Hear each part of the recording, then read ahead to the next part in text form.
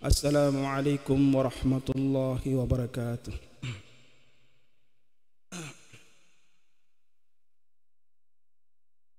Alhamdulillah.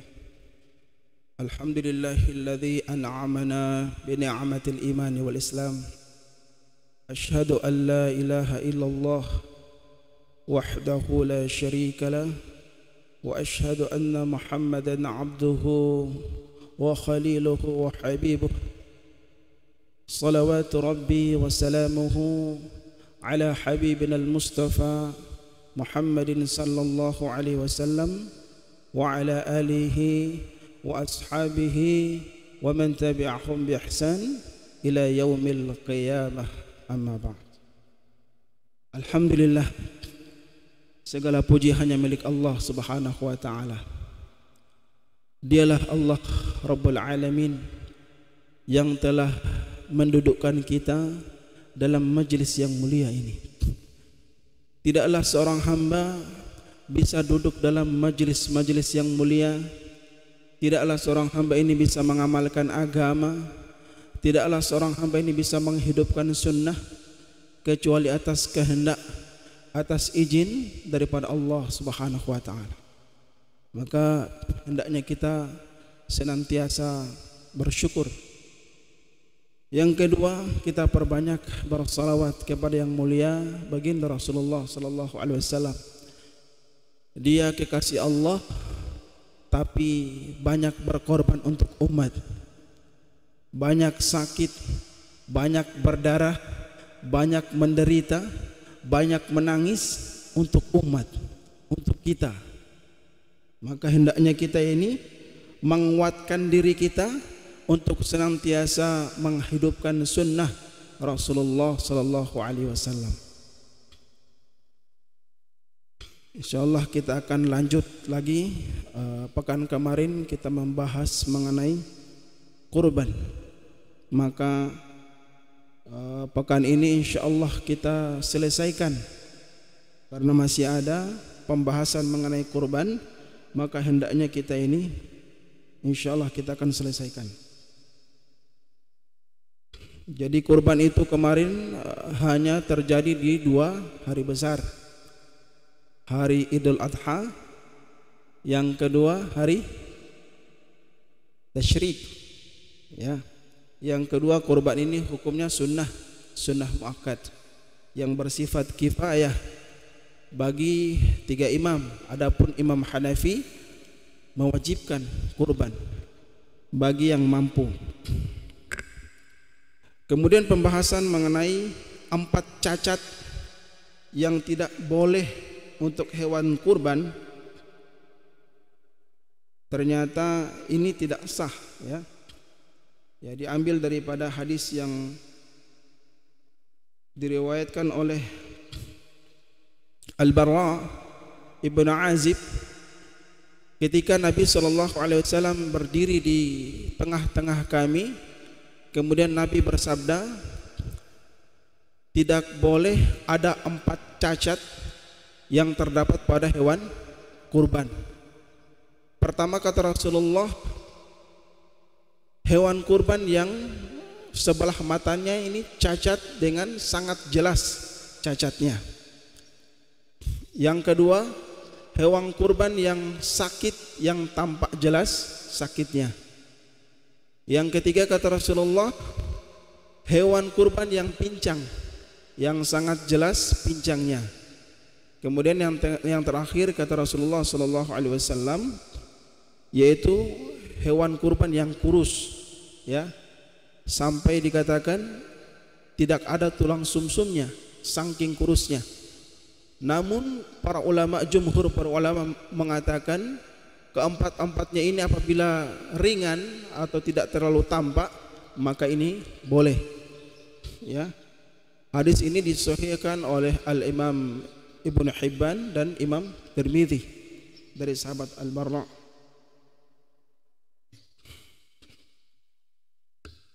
Bismillahirrahmanirrahim. Kita lanjut. Qala al-musannifu rahimahullahu ta'ala, يدخل الوقت الذبح للأضحية min waqti salatil 'id ay 'idin nahar. Nah, ini pembahasan mengenai waktu diawalinya berkurban, ya. Al-Musannif rahimahullah taala Syekh Samsuddin beliau mengatakan waktu dimulainya orang berkurban itu ketika masuk salat Id, yakni Idul Adha. Jadi ketika masuk salat Idul Adha, di situ pula lah masuk kita ini waktu berkurban. Ya, wa ibaratin ar-raudhati wa asliha yadkhulu waqti tadhiyati idza tala'at asy-syamsi yauman nahar wa madha qadri rak'ataini wa khutbataini wa khafifataini intaha. Yang kedua, ini pendapat daripada ibarah daripada ar-raudhah, Raudhatut Talibin, yang dikarang oleh siapa? Al-Imam Nawawi. Wa asliha, dan asalnya ar-raudhah dari kitab Al-Aziz. Beliau mengatakan masuknya waktu kurban itu ketika matahari terbit. Ya, masuknya waktu kurban itu ketika matahari terbit, kemudian lewat sedikit. Wa madha qadri salataini, maksudnya kadarnya itu sekadar orang sholat 2 rakaat. Kemudian khutbah yang singkat. Nah, itulah waktu masuknya kurban. Jadi menurut Imam Nawawi dikutip dari Al-Kitab Ar-Raudhah bahwa waktu kurban itu ketika terbitnya matahari lewat sedikit. Lewatnya ini itu dengan kadar 2 rakaat sholat, kemudian ditambah dengan khutbah yang singkat. Maka disitulah masuk apa? Waktu kurban, yaitu pada tanggal 10 Dzulhijjah. Wa yastamiru waqtu dzabhi ila ghurubi syams min akhir ayyami tasyrik. Kemudian berakhirnya waktu korban itu kapan? Ketika hari terakhirnya hari tasyrik. Tanggal berapa itu? Hari terakhirnya tanggal piro iki? Tanggal 13. Jadi ketika terbenamnya matahari mau masuk waktu maghrib tanggal 13, disitulah berakhir kita ini melakukan kurban, menyembelih kurban. Ya, jadi waktu masuk kurban itu ketika masuk sholat Id atau terbitnya matahari, berakhir tanggal 13 Dzulhijjah, berakhir pada hari tasyrik. Wa yustahabbu 'inda dzabhi al-khamsu asya'. Kemudian ada 5 perkara yang disunahkan ketika orang ini berkurban. Ada 5 perkara yang disunahkan oleh seorang ini untuk berkurban. Apa saja itu? Ahaduha at-tasmiyatu fayaqulu dzabihu bismillah wa akmalu bismillahirrahmanirrahim falau lam yusammi halla al-madbuhi. Ya, yang pertama disunahkan untuk membaca tasmiyah. Tasmiyah itu bismillah. Beda tasmiyah, beda basmalah. Kalau basmalah itu bismillahirrahmanirrahim. Kalau tasmiyah itu cukup bismillah. Ataupun disempurnakan bisa dengan membaca bismillahirrahmanirrahim. Jadi ini kita baru mengetahui ternyata mengucapkan bismillah ketika menyembelih hewan itu bagi Al-Imam Syafi'i itu ternyata hukumnya sunnah. Ya, hukumnya sunnah. Kecuali pada 3 mazhab lainnya itu hukumnya wajib. Kalaupun lupa tetap sah, ya. Dia lupa tetap sah. Kecuali kasusnya memang dia sengaja tidak mau membaca tasmiyah atau dia tidak mau membaca basmalah, maka hewannya dagingnya haram. Namun dalam Imam Syafi'i itu hukumnya sunnah. Jadi ada suatu kaum, satu hadis yang diriwayatkan oleh Ummul Mukminin Aisyah radhiyallahu anha, suatu kaum datang kepada Rasulullah mengadu bahwa ada suatu kaum datang kepada kami membawa sembelihan. Kami tidak tahu apakah dia membaca bismillah atau tidak. Maka Nabi SAW bersabda, hendaknya kamu mengucapkan bismillah dan makanlah dagingnya. Ini hadisnya sahih, diriwayatkan oleh Al-Imam Bukhari. Jadi boleh, ya, boleh. Bahkan dalam surat Al-Maidah ayat 5 Nabi katakan, bagaimana Ustaz? Wa ta'amul ladzina utul kitab hillul lakum, ya, hillul lakum. Jadi sesembelihan orang ahli kitab, yakni non muslim, itu halal bagi kita, itu halal, ya, tidak masalah. Bahkan sahabat itu kalau mau menyembelih hewan yang liar, mereka utus anjing. Mereka baca bismillah, lepas anjing makan itu hewan. Jadi sah. Itu yang pertama, disunahkan kita untuk membaca bismillah. Tapi bagi kita hendaknya kita ambil pendapat yang hati-hati. Kita mewajibkan diri kita untuk membaca bismillah, ya, bismillahi Allahu akbar. Wathani, yang kedua, salawatu ala nabi sallallahu alaihi wasallam. Wa yukrahu ay yajma'a baina ismillah wa ismi Rasulillah sallallahu alaihi wasallam. Sunnah yang kedua yaitu bersalawat kepada yang mulia baginda Rasulullah sallallahu alaihi wasallam. Dan hukumnya makruh menggabungkan antara nama Allah dan nama Rasulullah sallallahu alaihi wasallam. Langsung digabungkan, itu hukumnya makruh. Contohnya mungkin bismillahi wa birrasulih, mungkin seperti itu, ya. Maka ini hukumnya makruh, ya. Disunahkan mengucapkan salawat ketika menyembelih, tapi kalau menggabungkan antara Allah dan Rasulullah sallallahu alaihi wasallam, ini hukumnya makruh. Watsalitsu al-istiqbalul qiblah bidzabihati ay yuwajjahu adzabihu al-mudhbahaha al-qiblatu wa yatawajjahu huwa aidan. Yang ketiga, disunahkan kita ini untuk apa jenenge? Menghadapkan kiblat hewan kurban. Hewan kurban ini kita hadapkan ke kiblat. Jadi kalau di agung ini berarti hadapnya ke sini, ya. Hewan kurban sekaligus adzabih, orang yang menyembelih, itu menghadap ke arah kiblat. Nah, ini sunnah, ya. Jadi yang ketiga ini disunahkan hewan kurban plus yang menyembelih itu menghadap ke kiblat. Biasa itu yang terjadi, yang memimpin panitia, bahkan bismillahnya juga, ya. Kita mulai kurban, bismillahi Allahu akbar, sembelih, baru yang menyembelih tidak baca apa-apa. Ini salah, ya. Yang mengucapkan basmalah atau niat itu yang menyembelih. Meskipun ada panitia kurban yang mengarahkan dengan mic, tetap yang menyembelih sebagai pelaku harus mengucapkan bismillahi Allahu akbar, sembelih, ya. Dan kemudian dia ini menghadap ke kiblat. Warabi'u at-takbiratu ay qabla al-tasmiyati wa ba'daha thalathan kama qala al-Mawardi. Yang keempat ini kita disunahkan bertakbir, ya. Baik takbirnya itu sebelum membaca basmalah ataupun takbirnya itu setelah membaca basmalah, ya.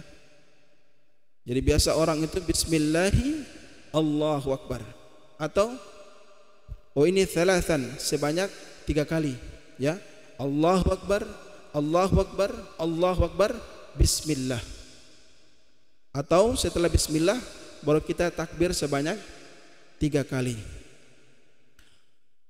Yang terakhir, wal khamis ad-du'a bil qabul fa yaqulu adh-dhabihu Allahumma hadhihi minka wa ilaika fataqabbal, ay hadhihi al-udhiyatu ni'matu minka alayya wa taqarrabtu biha ilaika fataqabbalaha minni.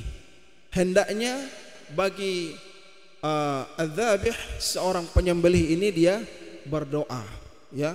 Nanti dihafalkan, Pak. Allahumma hadhihi minka wa ilaika fataqabbal. Ya Allah, ini kurbanku ini dari Engkau dan kami sembahkan untuk engkau. Atau hadhil udhiyatu ni'matu minka alayya fataqarrabtu biha ilaika fataqabbalaha minni. Atau kita mengucapkan hadhil udhiyatu, ini adalah kurbanku, ya, merupakan nikmat daripada engkau ke atasku. Dengan niat hamba ini mendekatkan diri dengan kurban ini ke atas engkau, maka kabulkanlah kurban kami. Ya, ini penting nih. Nanti kita kalau ada jemaah yang mau catat, ya ini catat yang mau kurban, khususnya bagi si penyembelih, ya, supaya dia menyempurnakan.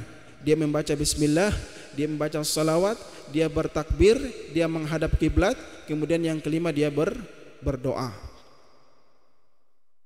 Jadi sunnah yang pertama adalah membaca bismillah, yang kedua bersalawat, yang ketiga menghadap kiblat, yang keempat bertakbir sebanyak 3 kali, yang kelima ini kita berdoa, ya, berdoa. Doanya ada seperti ini.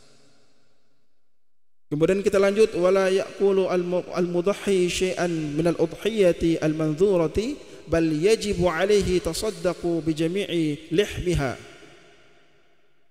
Ya, kemudian seorang yang berkurban ini dia tidak boleh makan hewan kurbannya. Tidak boleh memakan hewan kurbannya. Kalau kurbannya ini kurban nazar, kurban yang wajib, ya, maka wajib bagi dia ini mensedekahkan seluruh dagingnya kepada orang lain. Ya, jadi kalau untuk kurban yang wajib, maka si kurban ini, ahli kurban ini tidak boleh memakan dagingnya. Ya, dia wajib menyedekahkan seluruh dagingnya ini untuk orang lain.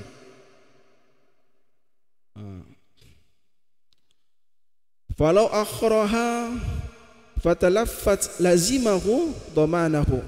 Kalau dia ini lambat membagi dagingnya sampai hari tasyrik lewat, maka dia ini wajib lagi kurban tahun depan. Nazarnya wajib, ya. Wa ya'kulu min udhiyati al-mutatawwi biha bi jami'i lihmiha thalathan 'ala al-jadid. Kemudian untuk kurban yang sunnah, dia ini hendaknya dia mengambil sepertiga saja, ya. Jadi daging kurban itu dibagi menjadi 3 bagian, sepertiganya dia ambil, ya. Ini menurut qaul jadid. Qaul jadid itu qaulnya Imam Syafi'i ketika berada di Mesir, ya. Fatwa beliau ketika berada di Mesir. Atau qaul jadid ini bisa juga disebut dengan qaul yang lama, ya. Ada qaul qadim, qaul jadid.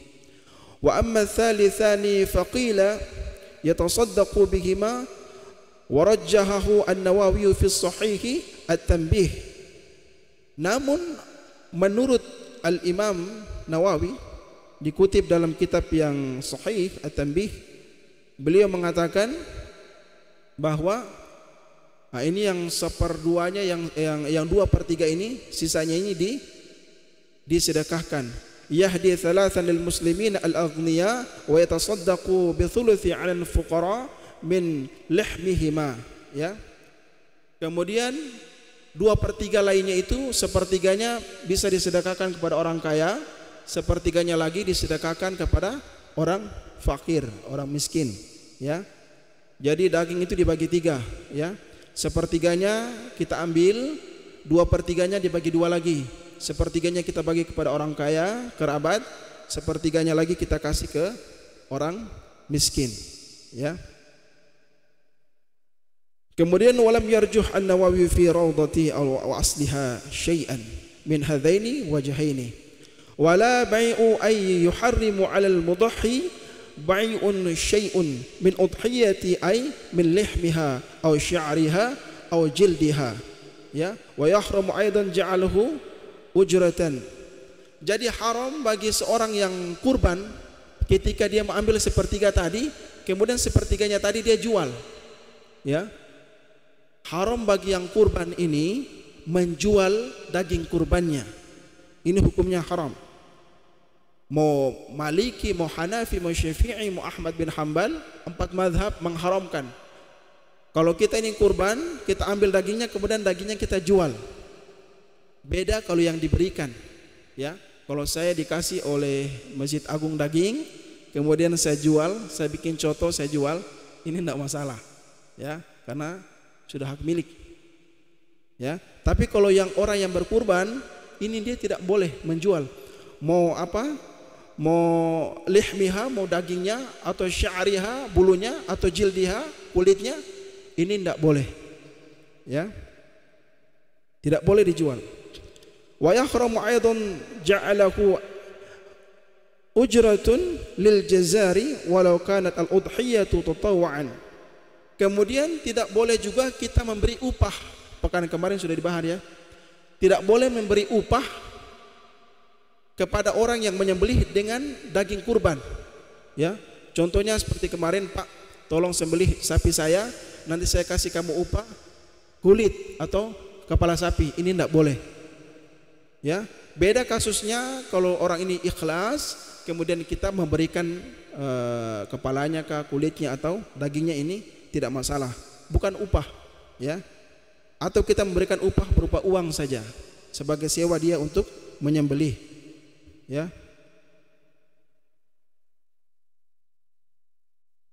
Ya, wa yut'imu hatman min al-udhiyati al-mutatawwi'i biha al-fuqara wal masakin wal afdalu tasaddaqu jami'iha illa al-luqmatan aw luqman ya yatabarraka al-mudhi bi akliha fa innahu sunnatun lahu dzalik. Masyaallah. Kemudian yang paling afdal bagi orang yang berkurban ini, hendaknya dia menyedekahkan seluruh dagingnya. Meskipun hewannya ini hewan kurban yang sunnah, dia kasih seluruhnya kecuali tertinggal 1 suap, 2 suap untuk dirinya. Ini lebih afdal, ya. Lebih afdal bagi seorang ini, dia tidak mau ambil sebagian, dia tidak mau ambil sepertiga, bahkan seluruhnya ini dia sedekahkan. Maka apa yang dia kasih ke orang itu menjadi sedekah, kemudian dia mendapatkan pahala kurban, ya. Bahkan meskipun bukan sepertiga, setengahnya dia ambil juga tidak masalah, maka sebagiannya akan menjadi sedekah untuknya dan pahala kurban tetap dia dapat, ya. Kalau usul saya, Pak, mending diserahkan saja semua. Kalaupun Bapak mau makan daging, tinggal beli saja ayam, ya, potong ayam, atau ambil 1 kilo kah, setengah kilo kah, ya. Usul cuma setahun sekali, kita serahkan saja semua, tidak usah ambil sepertiga. Tapi kalau Nabi, beliau kalau kurban requestnya paha, ya Ustaz, ya, paha kambing. Beliau kalau kurban requestnya paha, sisakan saya paha. Bisa seperti itu, Pak, ya. Jadi sunnah selainnya semoga kita bisa hafal. Sunnah dari perkurban, baca bismillah, salawat, bertakbir menghadap kiblat, kemudian kita baca doa. Ada yang masih ingat doanya, Pak? Lupa? Nah, nanti hafal. Bismillah, mungkin cukup sekian. Kalau ada yang mau ditanyakan mengenai kurban, kami persilakan. Ada yang mau tanya, Pak? Ini insya Allah terakhir.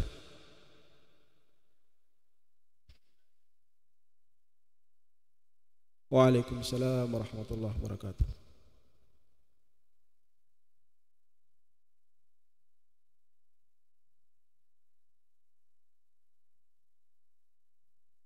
Ya, baik Ustadz. Mohon izin, saya mau bertanya terkait penjelasan yang disampaikan oleh Pak Ustadz. Tadi Pak Ustadz sampaikan bahwa mengenai ada 4 yang tidak boleh kita sembelih sebagai hewan kurban jika terdapat 4 cacat yang jelas. Salah satunya misalnya buta yang jelas, seperti tadi penjelasannya Pak Ustadz. Yang saya mau tanyakan di sini Pak Ustadz, contoh misalnya ini kan Masjid Agung sudah ada sapinya, ya sudah ada sementara sapinya di luar. Bukan kita minta 3 hari misalnya minha untuk dipotong, tiba-tiba sapi itu cacat matanya, buta. Jadi yang saya mau tanyakan, apa sapi itu masih bisa disembelih sebagai hewan kurban atau bagaimana? Ya, itu yang pertama Pak Ustadz. Yang kedua, mengenai tadi masalah upah. Seperti ada beberapa masjid, ya mungkin bisa kita sebut Nurul Huda misalnya Pak Ustadz, karena kebetulan saya juga termasuk jamaah juga di sana. Saya tahun kemarin usulkan kepada panitia, karena pembagian di Masjid Nurul Huda itu mungkin seperti masjid lain bahwa berdasarkan wilayah. Jadi yang banyak muslimnya itu wilayah Nurul Huda itu di sekitar belakang lembaga misalnya. Artinya jemaah di situ dan yang selama ini kita kasih juga hewan kurban masyarakat di situ. Jadi waktu tahun kemarin saya usulkan ke panitianya bahwa yang ikut membantu mengerjakan hewan kurban itu, kalau seandainya misalnya database-nya itu 1 kilo kita kasih, maka yang ikut membantu kita kasih 2 kilo. Kenapa? Karena kita hitung bahwa 1 kilo itu untuk upahnya yang kerja. Karena dengan pertimbangan kalau misalnya kita samakan yang kerja dengan yang tidak datang kerja, kita samakan dapatnya 1 kilo semua, ya berarti lebih baik saya juga tinggal di rumah untuk menunggu 1 kilo itu. Kira-kira itu seperti tadi penjelasannya Pak Ustadz, bagaimana hukumnya itu? Ya mungkin itu Pak Ustadz pertanyaan saya. Yang pertama tadi mengenai yang cacat dengan yang kedua tadi. Terima kasih Pak Ustadz atas waktunya. Assalamualaikum warahmatullahi wabarakatuh. Waalaikumsalam warahmatullahi wabarakatuh. Jadi hewan kurban itu kapan proses penilaian cacat atau tidaknya itu ketika hari H. Ketika hari H. Adapun orang yang mempersiapkan 1 pekan, 2 pekan sebelumnya, dia harus mempersiapkan yang sesuai syarat, ya. Adapun ketika hari H tiba-tiba matanya buta, ini dikiaskan dengan yang pincang tadi. Hewan kurban ini dia tidak pincang, normal. Ketika dia bahkan sudah hari H, dia normal sehat sampai hari Idul Adha. Ketika sapi dirobohkan, kakinya patah, maka seketika itu tidak bisa dipakai untuk kurban, ya. Tapi kita harus ingat standar mata yang disyarahkan dalam hadis ini adalah mata itu dia sampai saking parahnya hampir copot, ya. Tapi dia cuma kabur-kabur atau putih kelopak matanya, maka ini tidak masalah, ya. Jadi kami ulangi lagi, yang dilihat itu ketika hari hanya cacat atau tidaknya. Kalau cuma ringan seperti putih kah apa itu, maka tidak masalah. Kemudian yang kedua, ini fikih kita tidak boleh tawar menawar, ya. Dikatakan bahkan 4 mazhab tidak boleh, kita harus jelaskan kepada panitia. Maka kami usulkan kepada mungkin masjid atau panitia, kita kasih upah uang saja. Kita mau ambil dari Baitul Mal, dari masjid, itu lebih aman. Karena tidak ada satupun pendapat yang meringankan perkara ini. Tidak ada satu ulama ataupun madhab yang mengatakan boleh, itu tidak ada, ya. Bahkan Nabi tekankan tidak boleh kita memberi upah dari daging kurban. Makanya tapi kita terkadang cemburu orang yang normal yang tidak ada terlibat di situ, cuman dapat sekilo sama dengan saya. Nah, saya ini capek sekali memotong-motong, menyembelih, membagi. Maka hendaknya kita pahamkan kepada mereka bahwasanya tidak boleh kita ini memberi upah kepada daging kurban. Beda kasusnya orang yang berkurban ini memberikan. Masya Allah, terima kasih, ini antum sudah sembelih sapi saya, ini saya kasih 10 kilo. Itu tidak masalah. Intinya Pak, memberi upah yang diambil daripada bagian daging kurban, mau bulunya, mau kulitnya, atau sedikit daging, maka ini tidak boleh. Solusinya seperti apa? Kita jelaskan kepada yang penyembelih tadi. atau kita beri upah berupa uang, itu lebih aman. Baik kurban pribadi atau kurban yang diserahkan kepada masjid. Saya rasa cukup, Pak. Insyaallah ya. Ada lagi?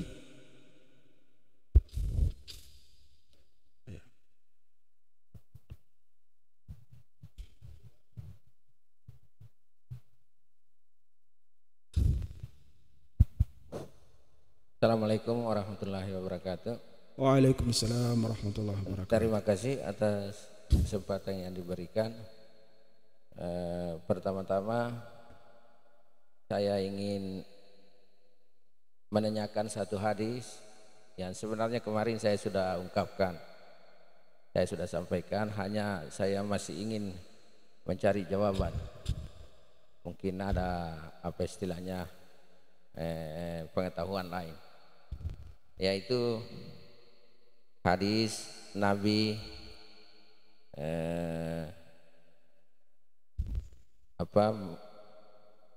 maknanya seperti ini, Ustaz. Mungkin karena saya tidak terlalu hafal hadisnya ini.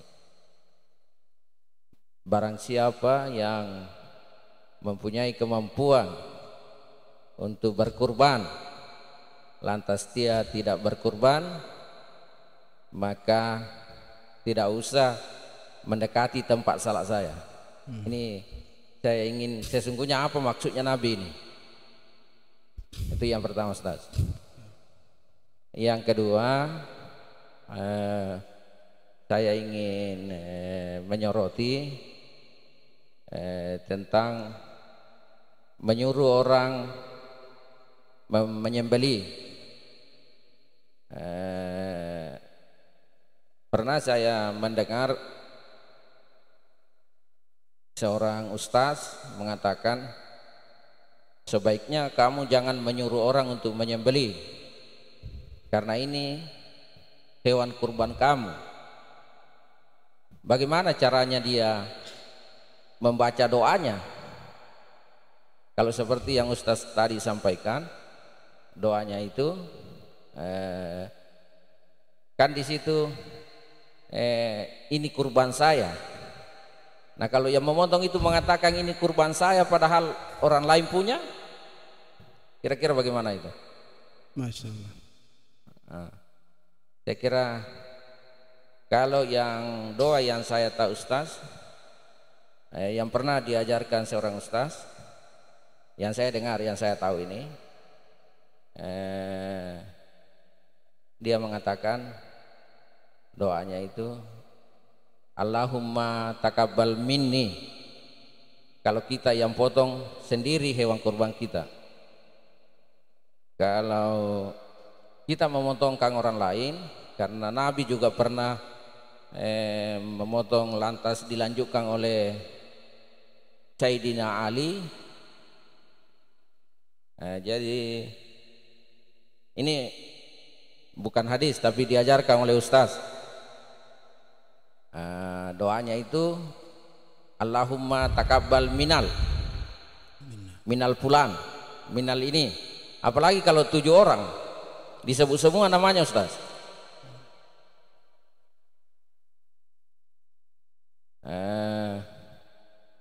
Yang ketiga ini masih menyangkut ini, yang sepengetahuan saya, karena mungkin ini yang Ustaz bawakan ini mungkin satu bagian dari pendapat ulama. Ya tentu ada pendapat ulama-ulama yang lain. Yang saya dapati juga ulama itu menyampaikan bahwa hari memotong itu hanya 1 hari, di hari Idul Adha saja. Hari tasyrik tidak termasuk. Saya melihat, saya mengalami sendiri hari tasyrik itu di waktu di Mina, saya mengalami sendiri waktu ibadah haji. Hari tasyrik itu hanya bukan hanya boleh 2 hari, boleh 3 hari, Ustaz. Jadi 11-12 sudah boleh kita meninggalkan Mina. Adapun 11, 12, 13 ada juga yang melakukan hal itu, dan itu saya lihat diperbolehkan oleh pembimbing haji. Sementara saya kira sekian dulu Ustaz. Ya. Itu saja yang saya tanyakan. Assalamualaikum warahmatullahi wabarakatuh. Waalaikumsalam warahmatullahi wabarakatuh. Kami rasa cukup ya, insyaallah. Jadi salah satu hadis Nabi Shallallahu Alaihi Wasallam, dan hadis inilah yang dipegang oleh al-madhab Imam Hanafi. Ya, bagi orang yang mampu, kemudian dia tidak berkorban, maka jangan mendatangi tempat sholat kami. Ini bermakna ancaman bahwasanya saking pentingnya ini kurban. Jadi kurban itu seakan-akan wajib bagi orang yang mampu, ya. Jadi seakan-akan orang yang mampu kemudian tidak berkurban itu tidak perlu lagi dia sholat, ya, tidak perlu lagi dia ibadah. Buat apa harta kamu mampu tapi tidak mau berkurban? Maka hadis inilah menjadi dasar Al-Imam Hanafi mewajibkan daripada kurban, ya, bagi yang mampu. Kemudian yang kedua, memang disunahkan adzabih itu orang yang menyembelih, itu orang yang kurban itu sendiri. Ya, tadi Bapak sudah sebutkan bahwasanya Nabi Shallallahu Alaihi Wasallam ketika mengkurban 100 onta, sebagian besar disembelih oleh beliau. Satu riwayat mengatakan 70 onta disembelih oleh Rasulullah. Riwayat lain menyatakan 63 onta disembelih oleh yang mulia Rasulullah Sallallahu Alaihi Wasallam. Kemudian selebihnya disembelih oleh Ali bin Abi Thalib radhiyallahu an. Maka kalau kita mewakilkan kepada orang lain, cara doanya ya tetap diwakilkan, ya, tetap diwakilkan. Kemudian kalau korbannya 7 orang, ini tidak perlu sebut nama, ya, Allahumma taqabbal minna atau Allahumma hadhihi minka wa ilaika fataqabbalna, ya, itu bisa. Karena Allah tahu siapa yang kurban. Jadi 7 orang ini meniatkan hadhi minni, hadhi minni, ya, cukup, dan Allah tahu namanya. Atau ya Allah pakai bahasa Indonesia, ya Allah ini dari saya, patungan sama kerabat-kerabat saya yang disembelih oleh beliau. Ini bisa. Cuman lebih afdal yang menyembelih adalah orang yang kurban, sehingga dia pun leluasa di dalam berdoa. Ini doa yang dicontohkan oleh Rasulullah Sallallahu Alaihi Wasallam cuman sebagai contoh saja. Kalau kita mau doa melebihi dari itu juga bisa pakai bahasa Indonesia. Yang kedua, ketika mengenai hari tasyrik, ini sepakat jumhur ulama, ya, wallahu taala a'lam, meskipun ada sebagian ulama yang mengatakan kurban itu hanya pada hari Idul Adha. Memang paling utama di hari itu, ya, karena Nabi itu mempraktekkan kurban itu setelah selesai melakukan khutbah, ya, selesai melakukan khutbah. Cuman ada hadis Nabi Shallallahu Alaihi Wasallam menyatakan bahwa kurban itu harus selesai pada 3 hari ini, ya, hari Idul Adha, kemudian 3 hari tasyrik, ya. Hadis Jadid Rasulullah Sallallahu Alaihi Wasallam mengatakan daging kurban harus segera dibagikan atau segera dimakan, jangan lewat tanggal 13 hari tasyrik. Kemudian jumhur ulama di sini mengatakan hari kurban sepakat para ulama itu pada 2 hari, hari nahar, hari Idul Adha, yang kedua hari tasyrik, yaitu hari tanggal 11, 12, 13. Cuman untuk lebih kehati-hatiannya, maka lebih afdal, lebih utama kita pada tanggal 10, 11 dan 12. Hari 13 itu hari kehati-hatian, takutnya lewat waktu anak atau ada halangan tertentu, ya. Terima kasih.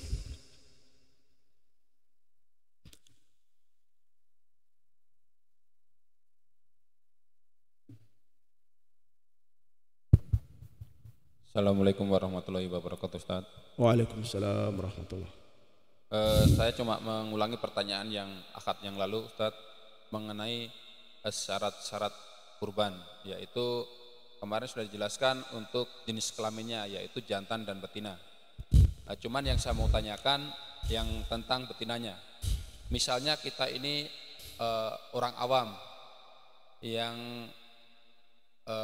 mungkin tidak mengetahui waktu kita menyembelih hewan kurban, dan begitu kita sudah bersihkan, ternyata yang betina, kita yang tanyakan yang betina itu katakanlah bunting, karena mungkin buntingnya baru 1 minggu atau kata 1 bulan kan belum kelihatan secara awam, tapi begitu disembelih kelihatan ada bayi di dalam kandungan. Kira-kira itu bagaimana Ustaz? Mungkin begitu. Assalamualaikum warahmatullahi wabarakatuh. Waalaikumsalam warahmatullahi. Jadi tidak ada kekhususan harus laki-laki ya, bisa betina ya. Ini para ulama sepakat diambil daripada hadis akikah ya. Nabi bersabda, akikah untuk anak laki-laki 2 kambing, akikah untuk perempuan 1 kambing, dan kami, kata Rasulullah, kami tidak permasalahkan dia jantan ataupun betina ya. Maka kemudian ulama lain bersepakat lebih afdal itu laki-laki, karena laki-laki itu dagingnya lebih banyak daripada betina.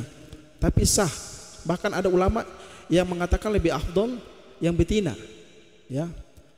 Kemudian yang kedua, tidak ada hukum bagi orang yang tidak tahu ya. Tidak ada hukum bagi orang yang tidak tahu. Adapun kurbannya tetap sah ya, tapi janinnya jangan dimakan ya. Kayaknya tidak bisa hidup itu ya, dikasih mati saja ya. Dia tidak bisa dimakan janinnya.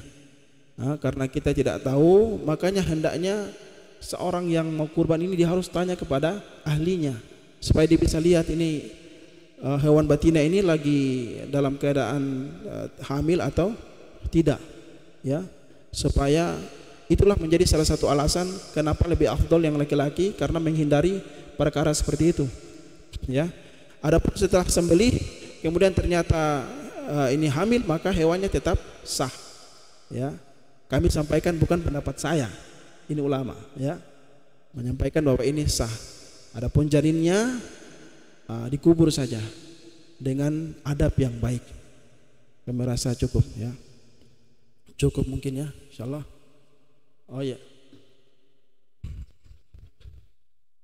ya.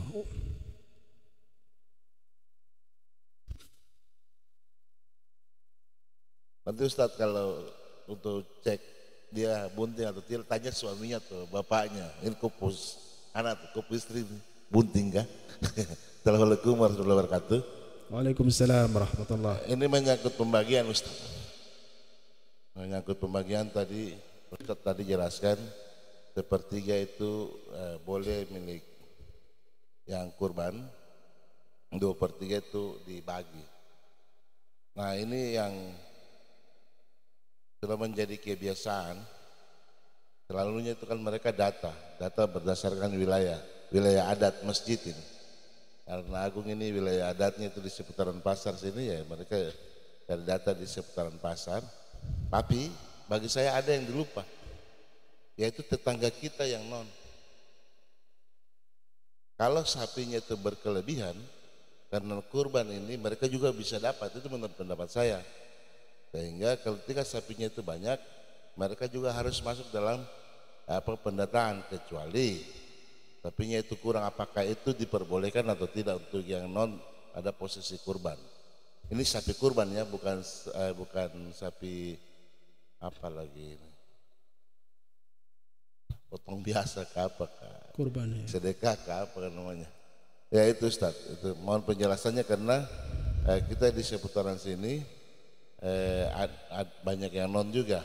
Apakah tetangga kita kasih, tetangga sebelahnya kita tidak kasih? Baik, terima kasih. Assalamualaikum warahmatullahi wabarakatuh. Waalaikumsalam warahmatullahi wabarakatuh. Saya dengar di sini tahun ini banyak yang kurban di kerukunan ya, kerukunan Sulawesi, Jawa. Maka baik kita ikut, meskipun kita kurbannya pribadi, kita serahkan kepada panitia di masjid supaya ini rata ya.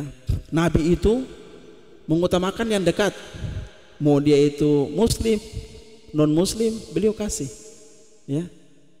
Jadi jangan beranggapan bahwa hewan kurban ini hanya diserahkan kepada orang fakir, orang miskin yang muslim, tidak. Bahkan orang kaya bisa kita kasih, ya. Ya, akan lebih baik kalau yang dekat-dekat masjid ini kita bagi, ya. Hatta meskipun dia itu orang non muslim, kita bagi, kita kasih mereka, dan itu pahalanya dapat, pahala sedekahnya dapat, ya. Bahkan ini juga menjadi salah satu sarana silaturahim kita yang baik terhadap mereka, masalah muamalah, bukan masalah akidah, ya. Bukan boleh atau tidak, hendaknya begitu, kita bagi, kasih mereka, ya. Cukup insyaallah, ya. Masya Allah, alhamdulillah.